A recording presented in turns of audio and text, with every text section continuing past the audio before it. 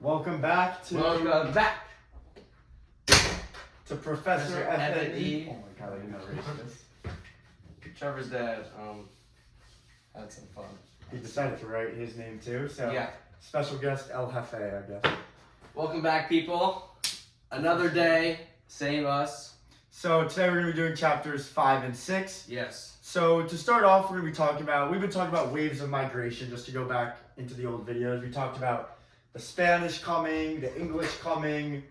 We talked about the Native Americans originally coming. Yep. And today we're going to be talking about some smaller migrations that were still very, very significant and important.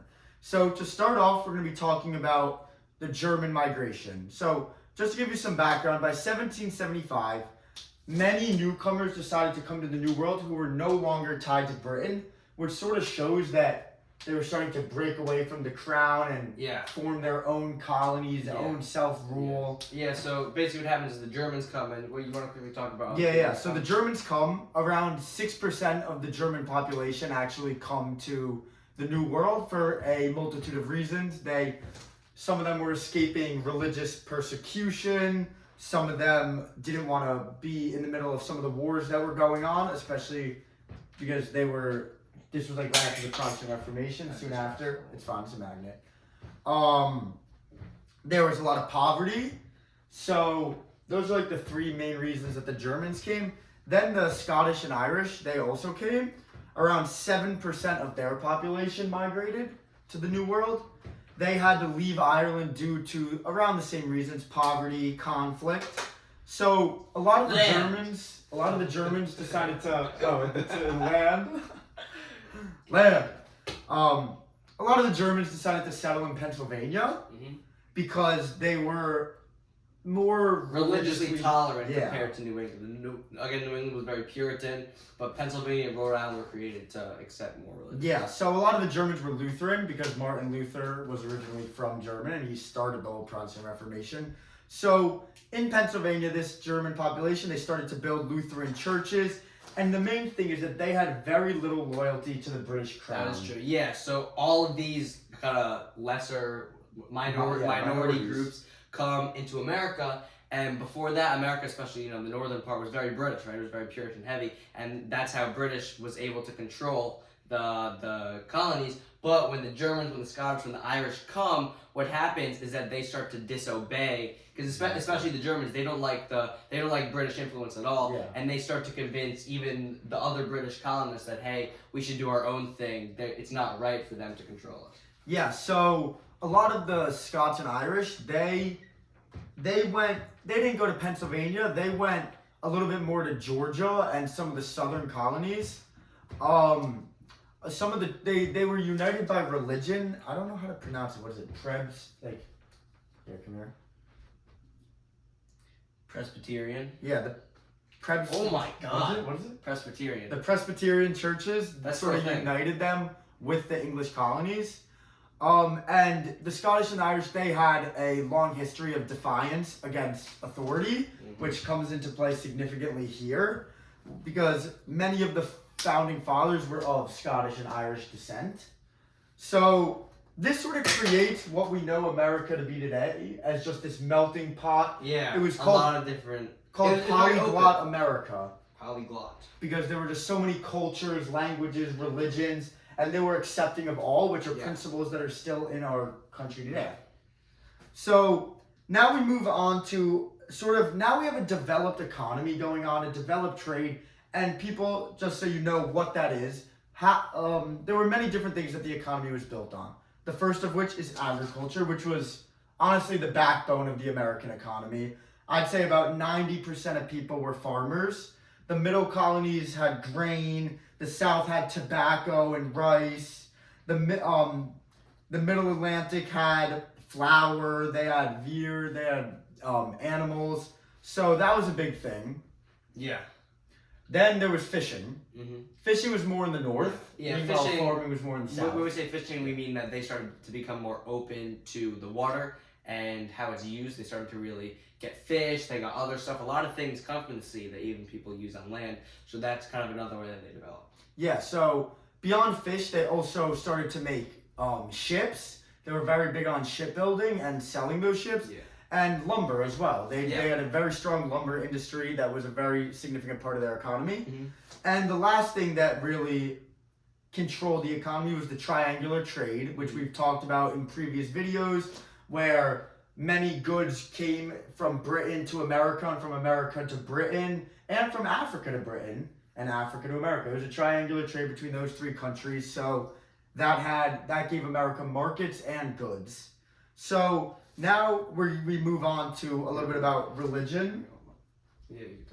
So we're going to talk a little bit more about religion, such as the Great Awakening.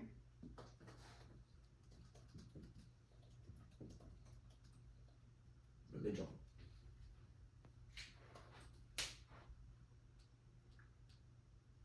Yeah, no, it wasn't. It wasn't I Britain? remember I remember triangular trade. Oh, it's not transatlantic. It was the West Indies. Oh, okay. So triangular trade. Should we No, just it's fine. Okay. Yeah, so triangular trade was the triangle was America, mainland America. Just think of where we are. Think of New York. Then Africa.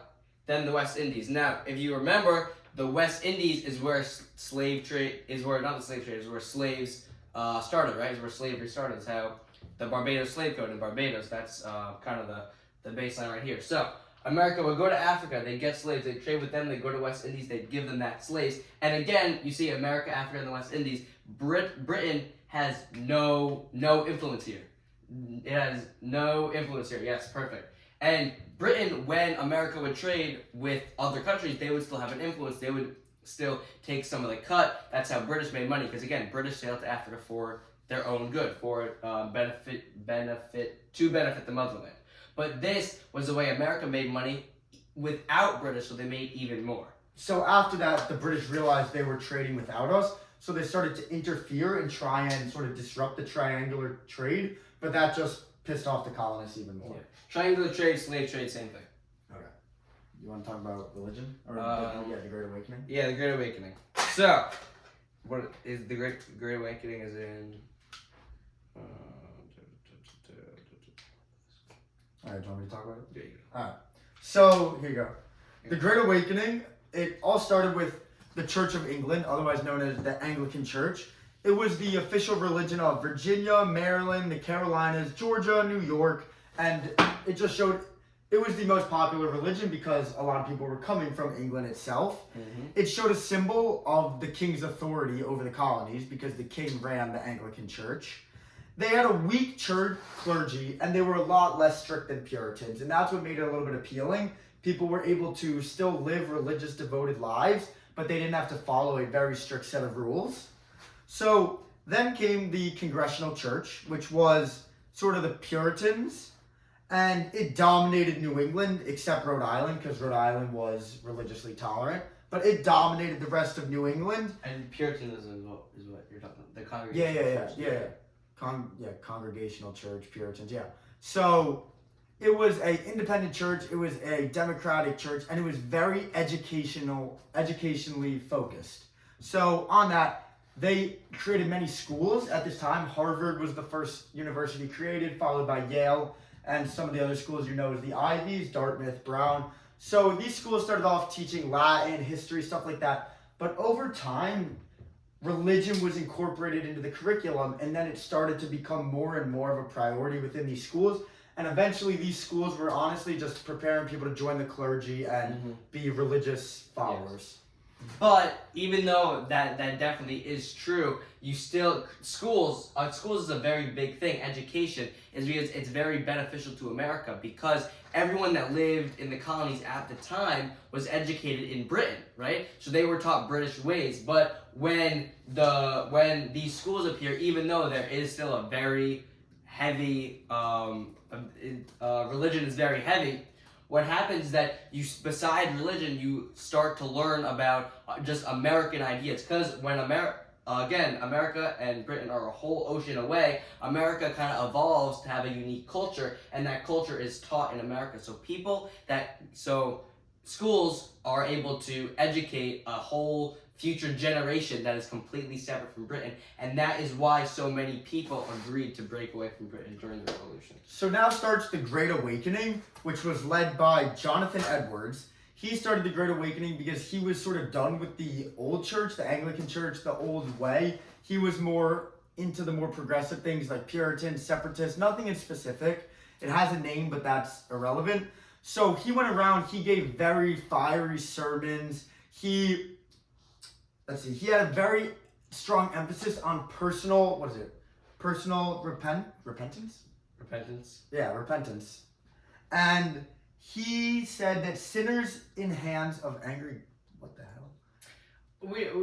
You're not going to get tested on religion. Basically, he had this he was very certain of his idea on what Christianity should be, and he spread that information to other people. George Whitefield was another person who traveled the colonies, and he preached to a lot of people. And again, these people were kind of with these schools, they were kind of blinded with the way of how Christianity works, just like Catholicism did a long time ago in Europe. All they knew was the Puritan way, not the Puritan way. All they knew were certain ways, and these people were able to kind of convince them otherwise. Similar to Martin Luther in Europe. Yeah, so we're seeing the same old story of the old church becoming corrupt and sort of influencing the people too much, and then somebody noticing that and sparking what we call the Great Awakening. So now we move on to a little bit more on the education and sort of the early foundations of America before it was America. So we talked about the colonial colleges a little bit. They were very religiously driven, but the main thing is that very, very little women were admitted. Mm-hmm. It was really strictly for men because they were the only ones who were deemed necessary of receiving such a high education. Yeah. Society was very male dominant. So Benjamin Franklin, you guys probably have heard that name before. Hopefully. He was the first civilized American, they say. He founded the University of Pennsylvania, which was the first non-religious college. It was just a college that educated the people on humanities, STEM, all of the above. Pure intellectual stuff. So he was a scientist himself, which this is just some outside information. He proved electricity. Yeah. He invented the lightning rod. The lightning rod. So then he hired some people to help him. So when we go into the arts, we hear about John Trumbull, who painted many Revolutionary War scenes, and he was a part of the Declaration of Independence. Before we get to John, I'm just going to talk about. Yeah, go ahead. Yeah. So intellect and advancements in science are very important, but it's also very important where those things come from. America before Ben Franklin kind of had no intellectual timeline in terms of advancements. It was just Britain, but Ben Franklin was kind of the first real thinker of America, and he was the start of the timeline that ended up going very far and very vast, and he kind of kickstarted a very smarter America. Then this is pretty important. We hear about John Peter Zenger and his trials. So he was a printer, and he printed things, and they weren't. No, I'm saying they weren't. He wrote articles and printed them and shared them, and they weren't very nice. Yes. Some said that they were. He wasn't afraid to criticize. Yeah, some say he was spreading propaganda, and in the past there hadn't really been freedom of the press. If you look in history, Europe. At the time when this was going on, Europe. You couldn't talk bad, but he talked bad about the colonial government, and then what happened is that they went to court. But he didn't get convicted. Yeah, he was charged with libel, and he was defended by Andrew Hamilton, and the jury ruled him not guilty since everything he was saying were true facts. Yeah. Just because it was defrauding making the government look worse. Yeah. He's still allowed to write. You can write whatever you want, and that is one of the principles that America stands on. That is a big difference. That's just an example of a big difference in America compared to Europe. You have freedom of the press. So now we learn a little bit about the rivalries that were going on in North America. Do you wanna? Yeah. Do you want to talk about this? Yeah. These were some of the wars that were going on. Oh yes. So the French. If you don't remember the Queen Anne's War and the 7 Years' War, we will get to that soon. So France builds New France, right, in Quebec, which was, even though it's not part of the United States of America, it's still part of the America that was going on at the time. It was Catholic. There were only about 60,000 settlers, which compared to, the already kind of settled English, Compared to the already settled English, it was pretty small, but that's still a lot of number of people. In Canada, there are a lot of beavers. Was it beavers? I don't remember. Yeah, I believe so. Yeah, it was beaver fur. And Yeah, the fur trade, and that's how they were able to befriend the natives. Now the natives, especially in the war between France and Britain, the natives were very important. Britain and France were able to make native alliances, and we'll see that in the 7 Years' War. Later. So, but going back to where we are now, the British did not like that the French were there, so they, started some conflict again because they were already rivals before in Europe before this even happened, they realized that France was actually becoming, pretty powerful when they claimed Louisiana, and Louisiana happens to be at the mouth of the Mississippi River. The Mississippi River runs very, very large. And it is again, we were talking about how geography affected how people settle. It's a very important trade route. So since they took over Louisiana, they were able to control those trade routes, and the British didn't like that. So that's what started Queen Anne's War. And it was a conflict. It was a conflict in America. So that, the colonists were fighting, and they weren't that happy about that. But Britain did win. They gained Nova Scotia, Newfoundland, and Hudson Bay. This is really a really, really important win because this booted France out of America. A little bit, not totally. Not fully. No, 7 Years' War later. This heavily weakened France, and it Britain was kind of establishing the fact that North America and the New World, it was theirs for the taking, and everyone else that tried to battle them, it wouldn't end well for them. Yes. So what colonies did Britain get? What? So ready? What did Britain get? They got Nova Scotia, Newfoundland, and Hudson Bay. And that was a Treaty of Utrecht. Nova Scotia, Newfoundland, and the Hudson Bay area. Originally, they captured Louisiana too, but that wasn't fair to the French. They said, so the French ended up coming back, and that is a big thing. France was able to take Louisiana back, even though British won, because the British didn't want to upset France too much. And again, France still had a lot of power back in Europe, and that angered the colonists. Like, whoa, we won this. Why are we taking this back? And Britain's like, no, because we want to save ourselves. Yes. So when you're done writing, we're going to go into an even bigger conflict, much bigger than Queen Anne's War, which was the 7 Years' War, otherwise known as the French and Indian War. That's the more generalized term. The reason that it was the French and the Indian War is because it was Britain versus France. Here, I want you to write this down. I want you to write Britain versus France.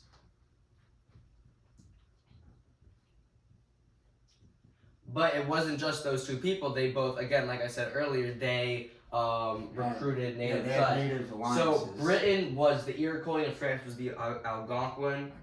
Want to spell this? Iroquois, like Iceland. Iroquois. Oh my God, that was awful. And then you're right. And then France was, I don't know how. The Algonquins. Algonquin. Yeah, the Algonquins and the Iroquois Confederacy. So the colonists saw that all this conflict was going down, so they called what was called the Albany Congress in 1754, and they proposed the Albany Plan of Union, which I don't know if you guys have seen the political cartoon that says join or die, but that's where this come from. And this was the first ideas of unity, but a lot of the colonies rejected it due to, they felt that if they became a federal government, that they would lose their, the states didn't want to lose power, and they thought if they all united that would result in a loss of power for each individual state. Mm-hmm. So when we go into the 7 Years' War, the first loss was Braddock's defeat in 1755, which was where the French, they won that battle, but the British and sort of the colonists were defeated. Mm-hmm. So then we had a turnaround. William Pitt. Okay, so, and like most wars do, there's some back and forth action. I'm just gonna talk to you. You don't really need to write this down because they're kind of irrelevant, but I don't know if Taylor put this on the test. So Braddock's defeat was the defeat of the British, so French beat the British there. That was kind of the first big battle. Then there was a kind of small turnaround when William Pitt, who was a British general, he captured Louisbourg in 1758, and he wins the Battle of Quebec. And then that was about it. Again, it was like a lot of back and forth, but really what ended up happening is the British won. They signed the Treaty of Paris in 1763, not to be confused with another. I think there was another Treaty of Paris. I think there was. Was the Treaty of Paris when America declared independence? Was that, or was that World War One? There was another treaty. There was another Treaty of Paris. Treaty of Paris. This one happened in 1763. France loses basically all of its territory. Britain gains Canada and Florida, and Spain gets Louisiana. Spain is kind of irrelevant, even though they were really relevant at the beginning. They really only hold a little bit of power. Two things that I want to mention. One, Yes. Louisiana. Louisiana gets sort of passed around between the European countries because it floods very easily. Its geographical situation is not ideal. Despite being at the tail end of the Mississippi River, it's a very hard place to colonize. And secondly, this is so important because France is gone. Britain, they have no more competition. The colonies are theirs. You would think this is the point where Britain's going to take over. They're going to have these colonies forever. But the exact opposite happens. So, we're going to talk about native resistance. Now, the natives are very upset because, again, even though the British beat the France, there's still people living in that territory that have been living there for a very long amount of time. And Britain, now that they're alone, are looking to expand. They want to expand. It's exactly what the natives don't. Originally, they want to expand. The Pontiac Rebellion happened in 1763, which was the same year as the Treaty of Paris was signed. It was when natives attacked British forts and settlements west of the Appalachian Mountains. The Appalachian Mountains are a mountain range that runs. It's a mountain range. It was crushed, but again, like that kind of shows the colonists that we haven't fully gained all the territory yet. We still have a big obstacle in the native peoples. And then, so this is the big thing. British issued the Proclamation of 1763. I'm behind right now. Yeah, no. What do you need? No, that's it. Rebellion crushed. Yeah, rebellion crushed. The Proclamation of 1763 was a British proclamation. It said that the colonists could not expand west of the Appalachian Mountains. Now you think north, east, south, west, that way. They couldn't expand that way. Of 1763. And that, again, happened at the same time as the Treaty of Paris. So the end of the 7 Years' War and the Proclamation of 1763 and Pontiac's Rebellion, this all happened in very short amount of time. That's why a lot of historians say that They can't go west of the Alps, right? The Appalachians. The Alps are in Asia. I meant the Appalachians. So Yeah. Alps. What was I saying? A lot of historians think that 1763 was like one of the biggest, one of the most important years when it came to America's history. There's a lot of turning points. Yes, a bunch of turning points. Now, British told the colonists, no, you can't go that way because we don't want to have to deal with the natives. We have our own problems going on here, and you just can't do it because we're happy with where we are. We still have some income. We don't want you to really create a home. They want to create a home there. We don't want you really to become all too powerful. The colonists hated that because, you have this whole world right in front of you that hasn't really been explored by them yet, and they have the power to defeat the natives, even though that they know that it wouldn't be that easy. They still definitely have the power to do that. The colonists hated the British restrictions in general. It makes sense. When you're being ruled by someone who's an entire ocean away from you, they don't know what's going on in your colonies. They don't know what the day-to-day life is like. So they're implementing these rules without any sense or idea of what's going on in the colonies. So many people just ignore that. Like you said, the British didn't really know what was going on anyway. Many people settled west, and of course, Britain got some word of this, but it was pretty successful. Many people did end up settling west. There weren't big settlements because, again, that would alert the British, but they did find out, and that made them more angry. And then the British got more angry, and the colonists got more angry. This tension really builds up, and that tension would explode in the Revolutionary War. Just to wrap up, so we got immigration, was when the German, the Scottish, and the Irish came, kind of weakened Britain's power a little bit. The economy, America kind of got their own economy with the transatlantic trade, the transatlantic slave trade, however you want to call it. that was a trade between America, Africa, and the West Indies, completely separate from Britain. Yeah. So Britain didn't need to collect, Control and control and collect. The Great Awakening was religious when Jonathan Edwards Yeah. and William Bradford. Mhm. William Bradford, Yeah. They decided to spread Yeah. their newfound religional ideologies. Yes, and that became America even more of a melting pot than was before. I remember we had Rhode Island with Robin Williams, the actor. We had Pennsylvania with William Penn, who was a Quaker. Now America is really becoming its own unique thing that doesn't really have. I can't put it into words. It doesn't have A culture. It doesn't have a specific culture. It has its own unique culture with blending many others. Yeah, so we're leaving off here with tensions rising. As you guys all know, the American Revolution happened soon after this. So this is sort of like right beforehand. So just keep it in the back of your mind as we go into the next unit of everything that just happened. The 7 Years' War, the British, the Proclamation of 1763, very, very important. Just keep those all in mind as we move on further into the year. Yes. So that is it, my people. Thank you, guys. Wait. Before we stop, we have to tell them. Can you please subscribe?